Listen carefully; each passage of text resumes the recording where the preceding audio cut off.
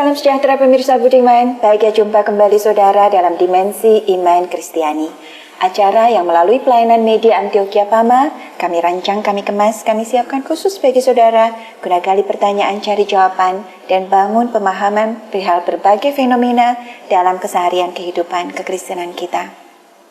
Saudara, tidak terlalu mengejutkan rasanya ketika dalam satu survei 9 dari 10 anak sekolah minggu yang ditanyai mengenai makna Paskah, menjawab buat mereka Paskah adalah keceriaan, menghiasi dan menemukan telur yang disembunyikan dan berbagai pernak-pernik kelinci. Ada makna yang jauh lebih dalam, jauh lebih besar perihal Paskah. Dan saudara, kita akan angkat topik ini jadi pokok bahasan dalam bincang-bincang kita di Dimensi Iman Kristiani hari ini. Dan untuk itu sudah hadir bersama kita kedua narasumber kita, Roy dan Iva. Shalom Roy. Shalom Bu Anis. Shalom Iva. Shalom Bu Anis. Saudara, tentu saja seperti biasa kita akan gali semua pertanyaan, kita akan kejar semua jawaban. Dan untuk itu sudah hadir bersama kita pendeta Bikman Sirait. Shalom Pak Bikman. Salam Anis. Saudaraku yang kekasih, sebuah diskusi yang menarik karena kita seringkali sebetulnya melakukan sesuatu yang masih perlu dibicarakan. Tetapi karena rutin, toh semua kita orang Kristen sudah merayakan Paskah. Seringkali kita tidak terlalu mau tahu kenapa ada atau bagaimana seharusnya kita melakukannya, apalagi pernak-pernik di sekitarnya. Toh itu sudah jadi bagian dan kita malas untuk memikirkannya. Atau mungkin memang tidak terpikirkan. Tetapi saya pikir ini menjadi menarik kalau selalu dijadikan sebuah diskusi tentang apa yang kita lakukan dan mengapa alasan supaya kekristenan kita punya tepat arah, bukan? Namun sebelum lanjut kita dalam diskusi kita soal ini, saudara, kita akan lebih dulu berdoa dan saya akan minta untuk Ibu Ipa membuka dalam doa. Bapa di dalam surga, kami bersyukur dan berterima kasih untuk kesempatan saat ini kami boleh berbincang tentang iman Kristiani kami. Kami berterima kasih untuk kesempatan yang Tuhan berikan kepada kami, mengajarkan kami untuk lebih dalam lagi mengenal Tuhan di dalam setiap aspek kehidupan kami. Terima kasih Bapa, Tuhan berkati pembicaraan kami dari awal hingga akhirnya. Hanya di dalam nama Tuhan Yesus kami bersyukur dan kami berdoa. Amin. Amin. Amin. Saudaraku yang kekasih, Alkitab menggambarkan kepada kita satu peristiwa tentang kematian Kristus. Yang menarik sebetulnya adalah di dalam rapat-rapat awal orang-orang Farisi, para ahli Taurat, mereka selalu merencanakan pembunuhan Yesus tapi menghindari hari raya. Karena mereka merasa nanti pada raya orang akan banyak dan mereka tahu banyak yang simpati dengan Yesus. Tetapi kemudian peristiwa hari raya yang mau dihindari justru terjadi pada salah satu hari raya yang besar, yaitu hari raya Paskah atau Pesach. Ya, ada 3 hari raya yang menjadi penting bagi orang Israel. Di samping Paskah atau Pesach itu adalah Pantekosta, begitu ya. Ini menjadi sesuatu yang penting buat mereka di samping hari raya Purim lagi satu lagi. Nah, bagaimana kemudian dikatakan di dalam bagian seperti ini ketika kemudian mereka menghadap kepada Pilatus di dalam pasal 18 kitab Injil Yohanes ayat 28, 18, 28 dari Yohanes. Maka mereka membawa Yesus dan Kayafas ke gedung pengadilan. Ketika itu hari masih pagi. Mereka sendiri tidak masuk ke gedung pengadilan itu supaya jangan menajiskan diri sebab mereka hendak makan Paskah. Kapan Paskahnya? Pasal 20 ayat 1. Pasal 20 ayat 1, pada hari pertama minggu itu pagi-pagi benar, ketika hari masih gelap, pergilah Maria Magdalena ke kubur itu dan dia mendapat bahwa batu telah diambil dari kubur itu.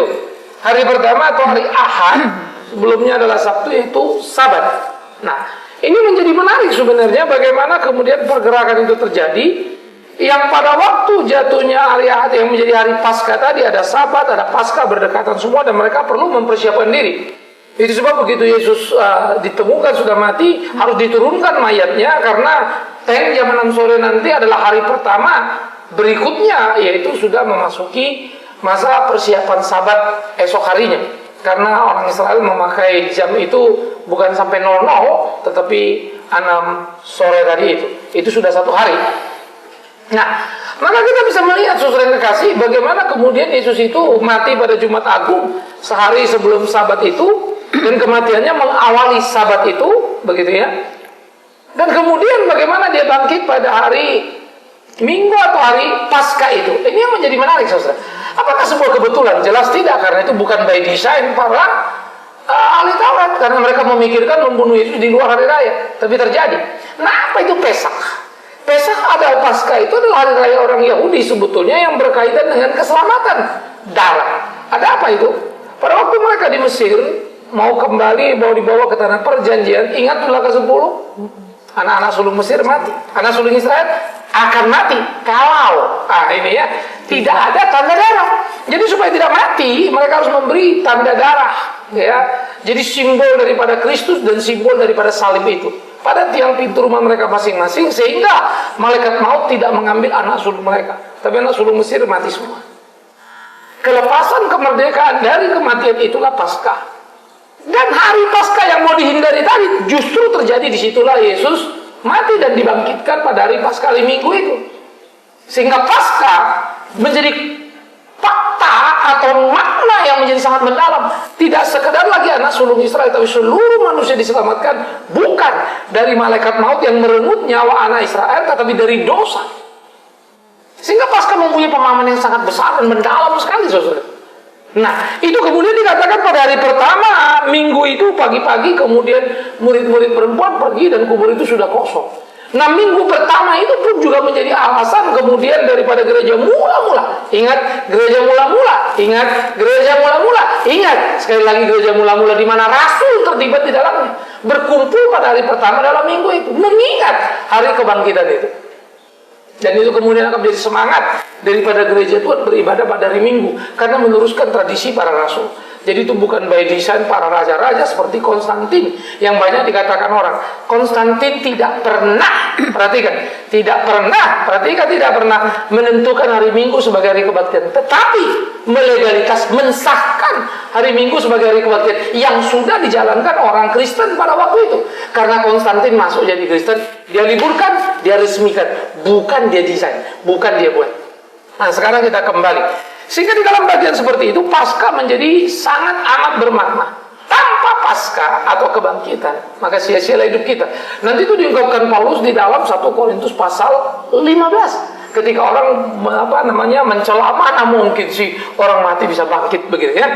Nah, maka matilah di Jumat Agung, bangkitlah di hari Minggu. Dan ingat begitu Jumat sorenya jam 6.00 itu sudah hari pertama itu sebab hari ketiga hari Minggu penghitungannya banyak sekali orang menjadi kisruh karena menganggap itu 2 hari, kok 3 hari sih, hari ketiga bukan dong hari kedua ya, hitungannya ingat jam 6 sore sudah 1 hari. Nah, lalu nanti bergerak. Nah, kemudian kita bisa melihat bagaimana penghitungan atau pemahaman ini memberi Paskah makna akan kebangkitan Kristus. Maka itu jadi gema sukacita, gema kemenangan, gema kepastian dalam hidup keselamatan atas penebuhan dosa.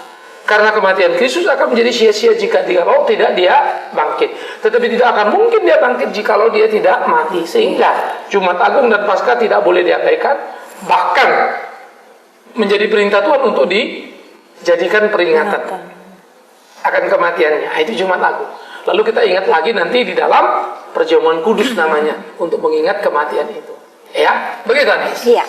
Roy, kalau saja saya jadi pada waktu saya bersekolah minggu dulu ditanyai mengenai Paskah, saya barangkali tidak akan berikan jawaban yang berbeda dengan apa yang dijawab oleh 9 dari 10 murid sekolah minggu, bahwa makna Paskah buat kebanyakan mereka dan buat saya juga pada waktu saya masih bersekolah minggu adalah sebatas pada keceriaan menghias telur dan mencari telur yang tersembunyi dan berbagai pernak-pernik kelinci. Roy berada pada posisi yang sama, Roy? Iya betul, Anes. Jadi dari kecil saya masuk sekolah minggu selalu saja hari Paskah, hari di mana hari mencari telur atau hari menghias telur begitu, ya, Anes. Iya.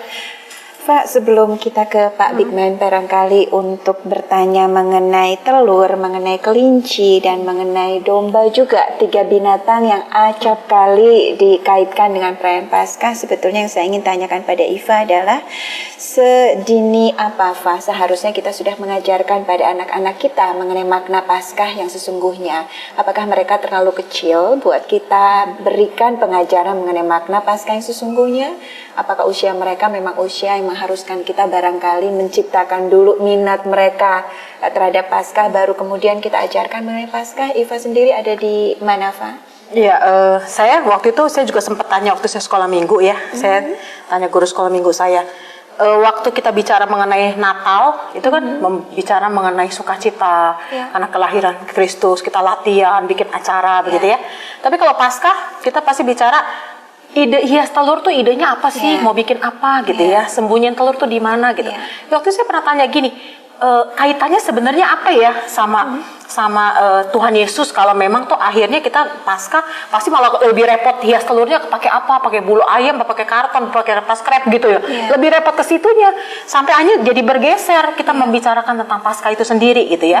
Nah, anak-anak sekolah minggu juga tanpa sadar juga mereka akhirnya makna Paskah bukan lagi bicara kebangkitan kemenangan Kristus, tetapi kepada ritual-ritual yang mesti mereka siapkan gitu. Itu dari guru sekolah minggu itu sendiri gitu. Waktu saya tanya pun dia jawab begitu, iya Iva, kita harus menghias begini. Iva pikirin deh ini segala macam begitu. Nah, sampai akhirnya pun ketika kita masuk di dalam usia seperti ini di gereja pun gitu ya, kadang-kadang ritual Paskah itu sendiri katakanlah atau kebaktian Paskah itu beda banget dengan Natal. Di mana-mana orang merayakan Natal bisa bulan Desember, Januari bahkan masih Natal. Tapi kalau Paskah begitu aja. Sepertinya ya memang cuman sekedar keharusan Jumat Agung nyambung ke Paskah ya udah gitu. Itu pun begitu sampai hari ini pun yang saya rasakan begitu. Bukan hanya di sekolah minggu nih Bu Anis, sampai kita dewasa pun begitu. Ya, Pak Bigman, tentu saja kita ingin masuk ke pembicaraan yang lebih sungguh-sungguh mengenai bagaimana memaknai Paskah seharusnya bagi setiap orang Kristen. Tapi sebelum kita sampai ke sana, Pak Bigman, kelinci, telur ini jelas-jelas warisan budaya, warisan kebiasaan, dan kebiasaan barangkali juga bukan di Asia, bukan di Indonesia yang terbawa ke Indonesia. Lalu bagaimana seharusnya gereja bersikap ya Pak dalam hal ini, mendidik kita untuk menjauhi hal yang berbau budaya sehingga fokus terhadap Paskah sendiri tidak hilang, atau kita biarkan saja itu sebagai salah satu atribut dari Paskah? Sebagai aksesoris sih sah-sah saja. Ya. Natal itu apa sih pohon Natal? Apa sih itu sampai kita usahakan pohon Natal dari saljunya taruh kapas begitu ya? Padahal di Indonesia ya nggak pernah ada salju gitu ya. Tetapi kalau kita sampai pohon cemara bukan pohon kita, itu kan pohon yang indah di musim Natal, di musim Desember itu pohon yang mampu bertahan ya salah satu cemara itu. Dan yang kedua, ketika semua itu putih lalu hijaunya cemara kontras sekali dengan putih, dikasih lampu, wow, indah sekali. Kalau mau tahu itu tapi mesti ke Eropa dulu pas bulan-bulan Desember begitu ya, atau ke negara 4 musim. Tapi di Indonesia ya kita nggak bisa bikin itu. Ya. Aspek yang kedua tadi kalau kita bicara telur memang idenya adalah karena telur itu kalau menetas dia memberi kehidupan. Jadi simbol hidup itulah yang dipancarkan kepada Paskah itu. Ya. Nah sebetulnya ini yang paling lazim adalah telur dipakai. Sehingga telur ini kemudian jadi game gimana ya? Jadilah tadi hias telur, mengumpetin telur gitu ya, nyari telur dimakan.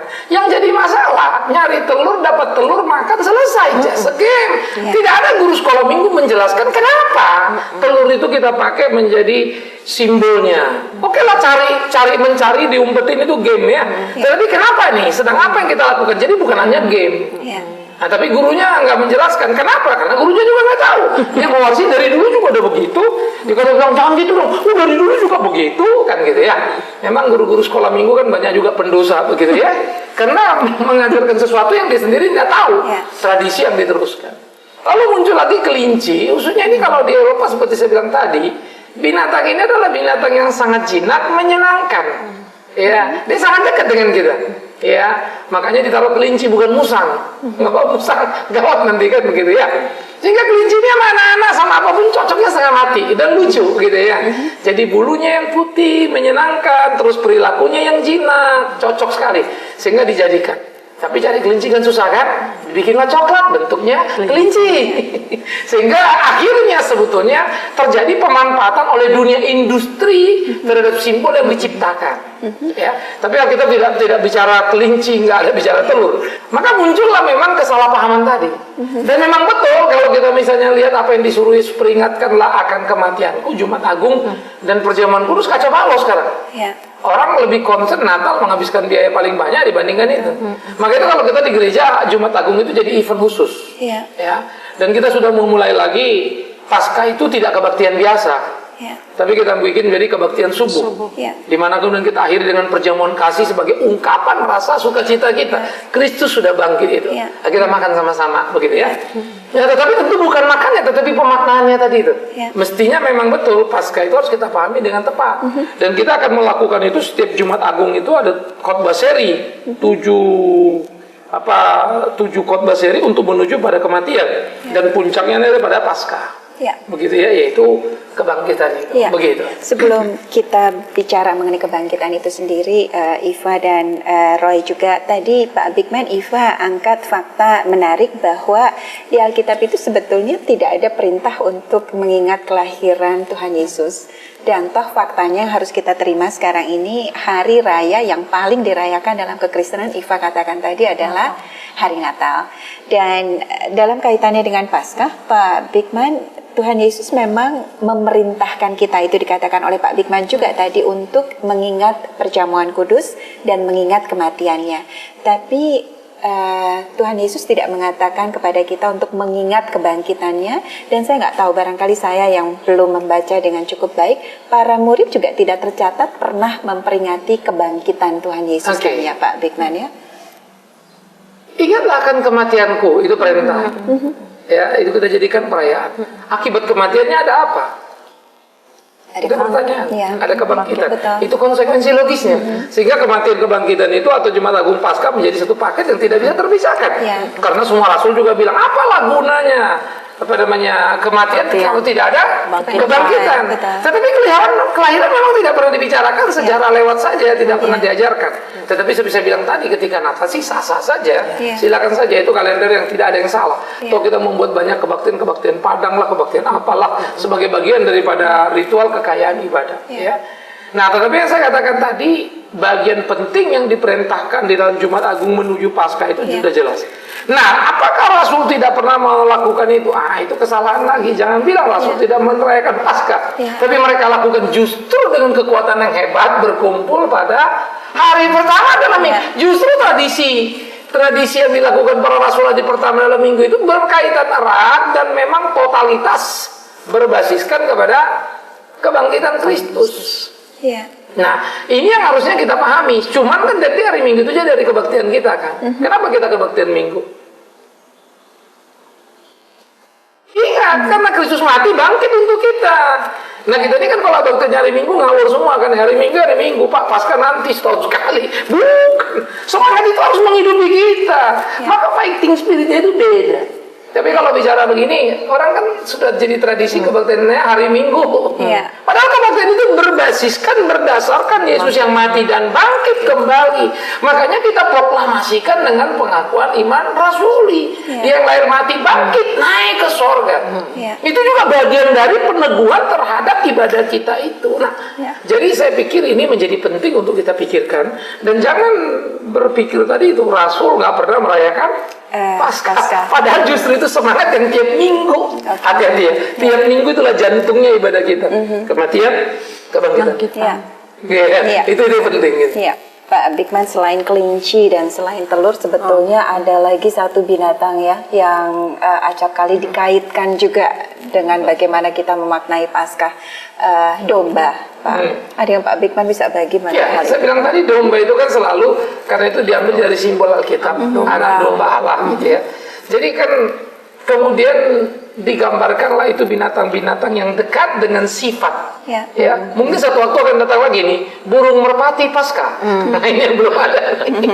Lalu nanti akan ada lagi modelnya lentera kan, api Roh Kudus. Pasti banyak punya lah begitu ya. Kenapa? Ini akan jadi produksinya industri. Pak Bigman, pada waktu saya baru mulai membaca Alkitab, saya terus terang mulai membaca Alkitab dengan sikap bahwa saya ingin berhati-hati, saya ingin meyakini bahwa yang saya baca adalah sesuatu yang benar, dan saya ingin memeriksa setiap kejanggalan yang ada dalam kitab ini sebagai dasar buat saya untuk memahami kitab ini. Dan saya ingat sekali salah satu catatan yang saya buat sendiri adalah catatan yang pada waktu itu saya anggap sebagai inkonsistensi dari Alkitab yang membuktikan bahwa saya harus meragukan Alkitab.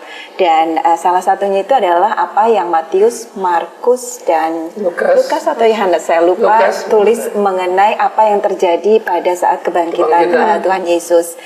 Yang satu menuliskan ada satu malaikat di sana, yang lainnya mengatakan ada 2 orang pria, yang lainnya lagi mengatakan ada 1 orang pria. Pak Bigman, terlepas dari apa yang terjadi dengan saya, gugatan mengenai kebangkitan Tuhan Yesus adalah sesuatu yang acap kali kita dengar. Ada yang Pak Bigman? Coba saya pengen tahu juga. Kira-kira Roy bilang apa ya? Atau bilang, saya gak ikut campur waktu itu. Coba Roy gimana? Bagaimana kita menjawab itu? Terlepas dari mereka membaca Alkitab atau tidak ya di bagian itu. Ada begitu banyak polemik yang meragukan tentang kebangkitan Yesus Kristus sendiri. Dan memang juga itu yang saya akan tanyakan juga dengan Pak Bigman gitu. Karena selain itu juga ada orang yang mengatakan bahwa ada yang bilang Yesus hanya mati suri gitu kan. Dia tidak mati sebenarnya, lalu dia cuma mati suri, akhirnya dia membongkar kubur itu sendiri. Ada begitu banyak polemik yang tentunya juga saya perlu pemahaman dari Pak Bigman itu sendiri. Karena mungkin sebelum kita ke Pak Bigman, ini kan topik sentral dari kekristenan seharusnya, ya kan? Jadi dengan memakai logika sederhana saya kemudian memikirkan, tidakkah seorang Matius, seorang Markus, dan yang lainnya tahu benar bahwa ini adalah topik yang memang harus ditulis dengan penuh keberhati-hatian, dijaga konsistensinya, karena ini sesuatu yang sangat tidak biasa, sesuatu yang akan diwariskan bertahun-tahun kemudian. Sulit buat saya untuk membayangkan apa yang ada di kepala Matius dan Markus pada waktu menulis itu dan membiarkan ada inkonsistensi terjadi di sana. Gimana Pak? Kalau saya melihat begini, ketika Yesus bangkit, yang menyaksikan kebangkitannya itu kan ada Maria, lalu ada murid-muridnya, Thomas, waktu perjalanan ke Emmaus juga itu kan tetap masih bagian cerita itu. Lalu malaikat itu kan ada yang bilang 2, ada yang 1 gitu ya. Betul. Saya berprinsip begini, jumlah malaikat itu apakah mengurangi makna kebangkitan Yesus itu sendiri gitu? Kalau saya melihat dari pribadi ya, 1 atau 2 berpengaruh nggak terhadap makna kebangkitan Yesus? Buat saya enggak tuh, gitu. Kalau saya melihat, toh Yesus memang bangkit, dia sudah menubuatkan juga kok bahwa dia akan bangkit dari kematiannya gitu. Dan yang menyaksikan bukan hanya bicara jumlah malaikat, banyak orang kok yang menyaksikannya. Kenapa saya harus terpaku dengan banyaknya malaikat yang ada di gua itu gitu. Pada awalnya sih waktu saya baca-baca, apalagi waktu awal-awal baru lahir baru gitu ya, saya baca-baca, kok ini 1, ini 2 pasti salah catat nih ya, salah catatnya gimana aja saya berpikir gitu. Waktu saya konsultasi dengan beberapa teman atau hamba Tuhan, guru sekolah minggu, itu yang saya dapatkan gitu. Iva, itu pengaruh nggak Iva buat kamu? Kalau memang jumlahnya salah, katakanlah nih ya, ini salah nih Iva, pengaruh nggak terhadap makna kebangkitan untuk dirimu? Enggak tuh buat saya gitu, karena tuh bukan hanya itu yang menyaksikan, masih banyak lagi orang yang menyaksikan itu. Kalau saya Bu Anies, itu yang saya pahami. Pak Bigman, Iva tambahkan, bahkan Thomas pun yang murid Yesus meragukan itu Pak Bigman.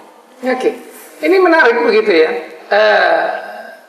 Secara ansih dia bangkit, terlalu banyak faktanya.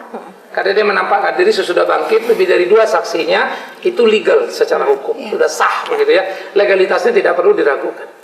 Tetapi kemudian laporan 1-2, kalaupun salah, apakah mengganggu legalitas? Itu sudah oke, tetapi tetap saja kita akan mengatakan begini, karena itu bisa jadi ruang juga buat orang yang gak tahu ada salahnya kan. Siapa tahu salah kedua, ketiga yang kamu belum tahu, itu kan jadi terbuka.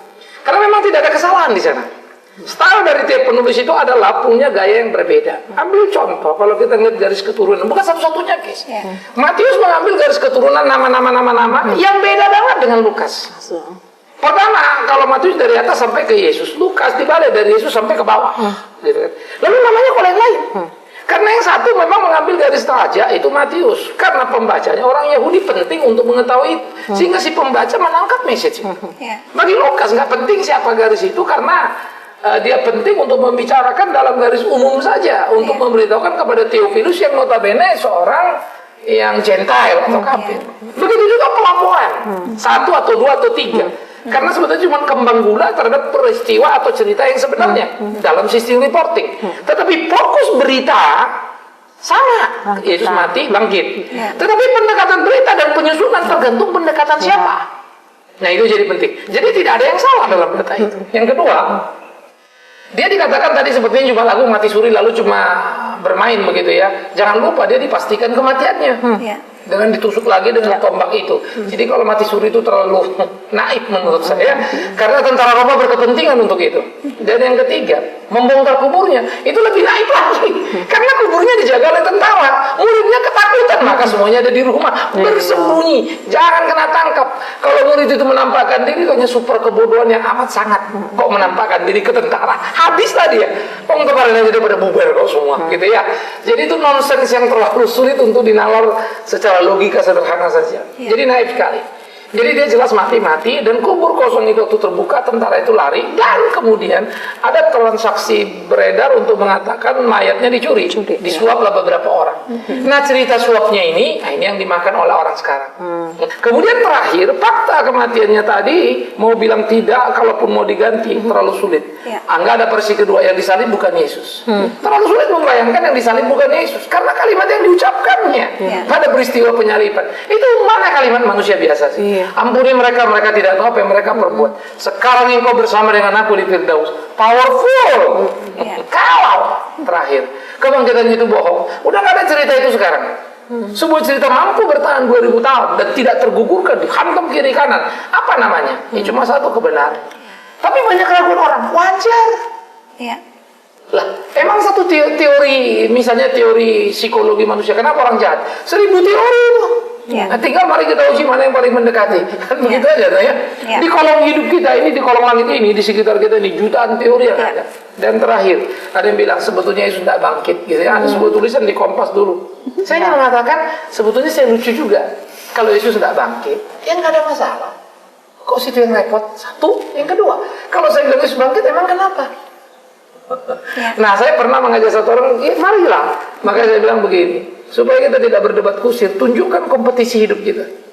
Saya percaya Yesus bangkit dan dia menginspirasi aku dan menolong aku untuk melakukan apa yang kulakukan. Saya siap bertanding kehidupan dengan orang.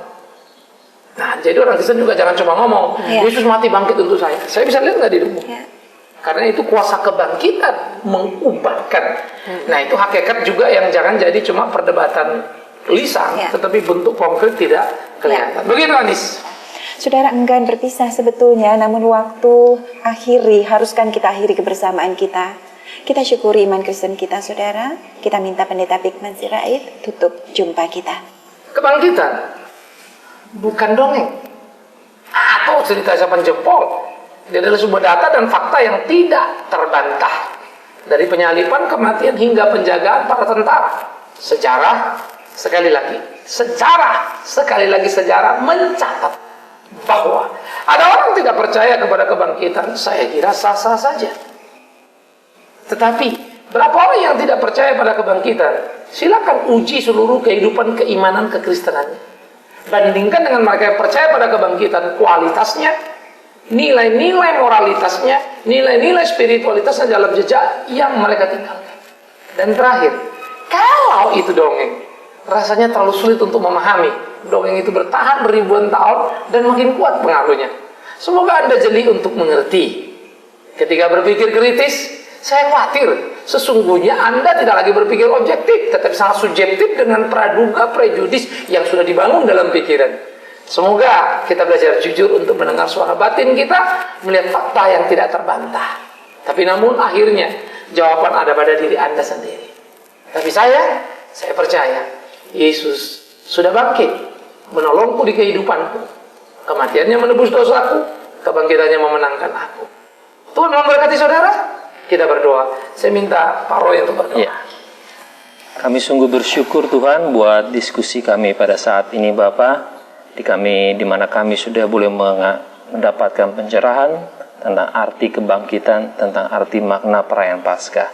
Kami rindu Tuhan Yesus, dan bersyukur buat kasih anugerah-Mu yang begitu besar yang Tuhan telah nyatakan dalam kehidupan kami, sehingga kami boleh beroleh keselamatan Bapa. Terima kasih Bapa, kami menyerahkan seluruh sisa hidup kami ke dalam tangan-Mu, dan pakai terus kami Bapa, seturut dengan kehendak-Mu. Di dalam nama Tuhan Yesus kami berdoa, haleluya, amin. Amin.